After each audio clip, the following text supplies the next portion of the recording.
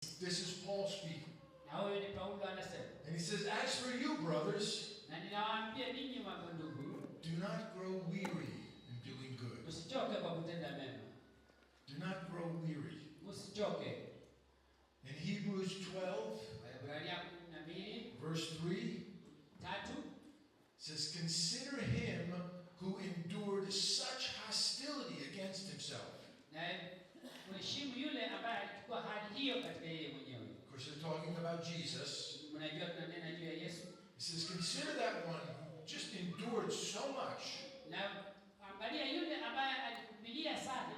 So you don't grow weary and lose heart. Ili wewe usichoke na ukufe moyo. In Isaiah 40, Isaya 40, verse 29 through 31, 29 mpaka 31.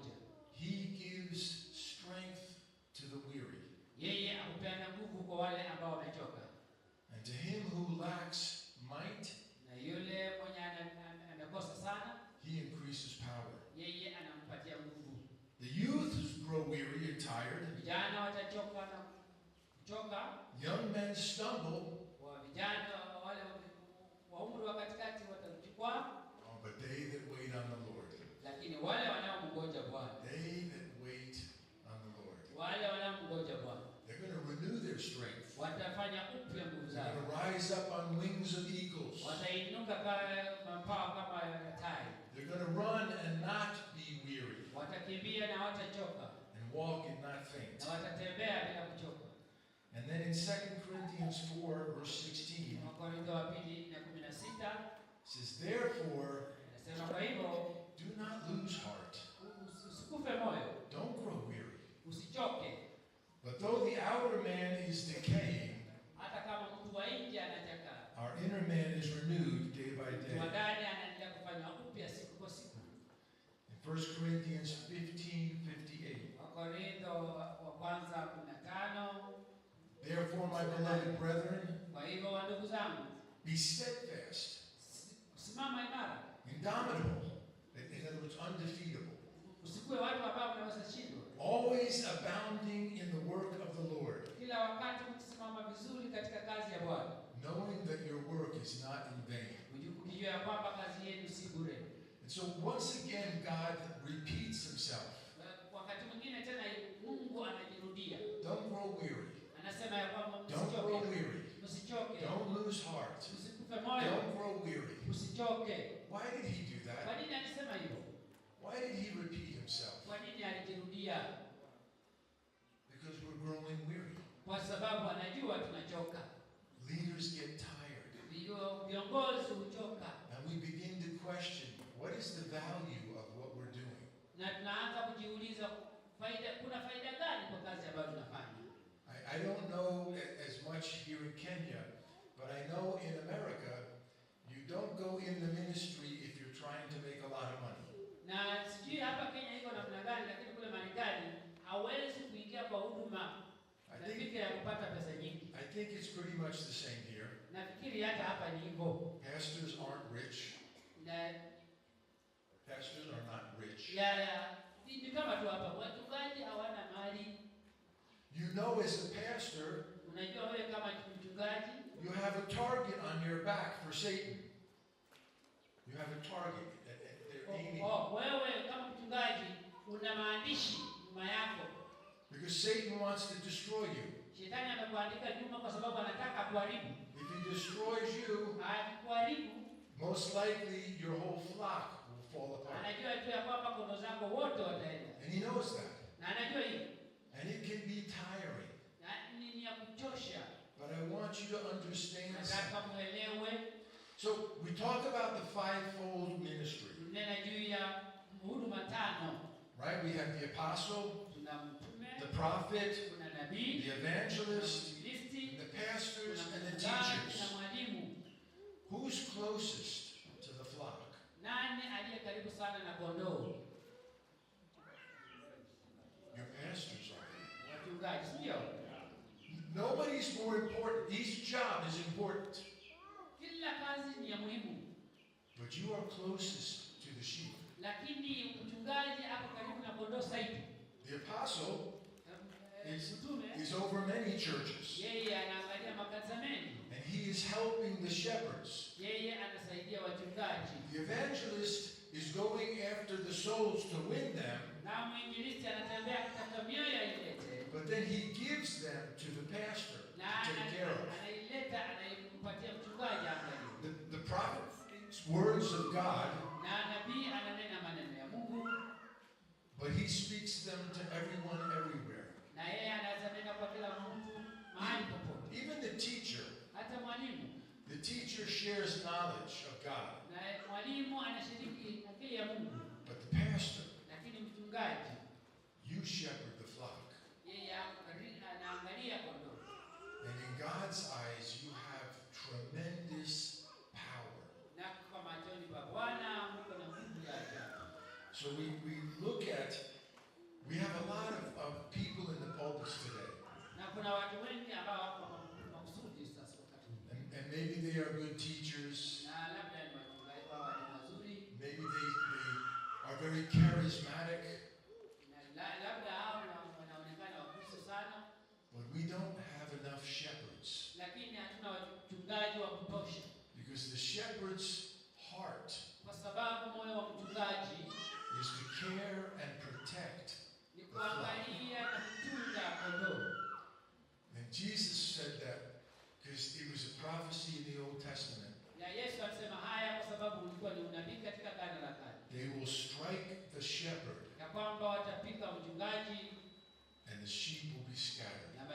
na makondoo watatawanyika. Isn't that what happened when Jesus was arrested?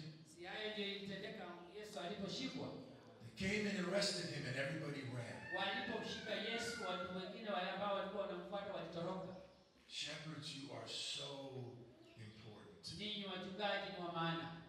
So we want to look at some, because listen to this heart.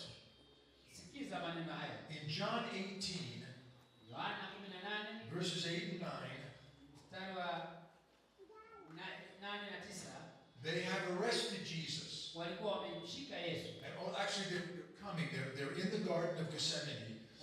Walikuwa wamekuja katika And they said, shamba la Gethsemane, who's Jesus? Who's Jesus here? na wakaanza kuuliza Yesu ni nani hapa? And Jesus answers and said, I told you that I am he. Na Yesu akawaambia kwamba niliwaambia kwamba mimi ndiye. So if you seek me, Kwa hivyo kama mnanitafuta, let these go their way. waacha haya yaende njia yao. He's getting ready to be crucified. Yeye anajitayarisha. He knows what's coming. Anajua yale yaliyokuwa yanakuja. And what is he concerned about? Na kwa nini anaangalia sana? Let these go. Akasema wacha hii yaende. Don't hurt my sheep. Msiharibu kondoo wangu. That's the shepherd's heart. Huo ndio moyo wa And it's Mungu. powerful. Ni ajabu. When in 1 Timothy 3, Kwa Timotheo ya kwanza 3 verses 1 through 7, mstari wa kwanza mpaka this is 7. when Paul is giving Timothy the criteria for leaders. Na Paulo alipopatia Timotheo kiongozi anastahili kuwa. He says this is a trustworthy statement. Na haya ni maneno ambayo yanaaminika.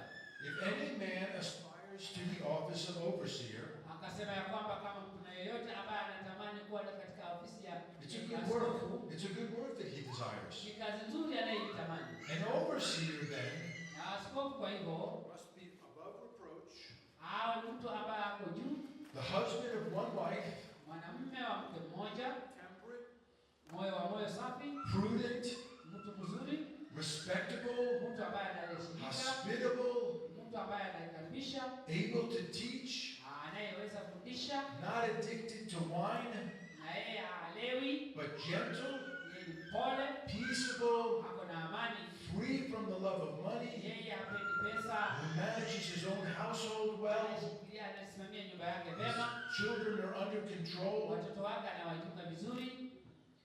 Why? Why all these criteria? Kwa nini haya masharti yote? It sounds like this man has to be incredible Inaonyesha kwamba mtu huyu lazima awe ajabu. because the sheep, Sababu kondoo they're going to follow the shepherd. watafuata mchungaji. That's what sheep do. Kondoo wanafanya hivyo. And Paul was trying to make sure Timothy understood Na Paulo person you put in charge, mtu ambaye aliweka kwa mamlaka, the person you raise up mtu unayeinua so that the sheep follow them. ili kondoo wamfuate. He's got to know me. Lazima akuwe mzuri. He's got to be in love with me. Yeye lazima anipende. He's got to have these qualities Lazima awe na kanuni hizi, because his job is so important. kwa sababu kazi yake ni kubwa. You know, you think about Moses. Mnaanza kufikiria juu ya Musa. You all know the story, Mnajua right? historia. The Pharaoh had said, all of the Hebrew boys, when they're born, kill them. Na kubwa Farao alikuwa amesema ya kwamba watoto wote wa Waebrania wanapozaliwa wavulana wauawe.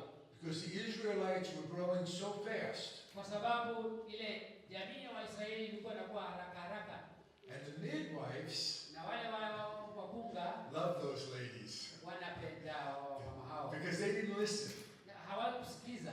And the children were being born. Na wakaangalia watoto ambao walikuwa wanazaliwa. Then Pharaoh started killing the boys. Na Farao akaanza kuua wavulana. But Moses' mother, Lakini mama wa Musa she feared God. akafikiria Mungu. So she took Moses and she hid him. Akachukua Musa na akamficha. And then when he was too big to be hidden anymore, she Na put him in this alipokuwa basket mkubwa sana mwenye hawezi ficha, akamweka kwa kikapu. and put him in the bulrush on the side of the river. Akamweka kando ya mto kwa maji. And Pharaoh's daughter, Na binti Farao akampata. is that a coincidence? Ilikuwa ajali? Ilikuwa ajali? No. Hapana. No, God's so in charge. Mungu alikuwa You analinda. guys, you know how long the Nile River is? Unajua vile mto wa Nile ni mrefu. You know that the Nile crocodiles like to eat Na things. unajua kwamba mamba walio katika ule mto wanapenda kukula vitu. There was more ways for Moses to die than there was to live. Kuna njia nyingi ambayo Musa angekufa badala ya kuishi.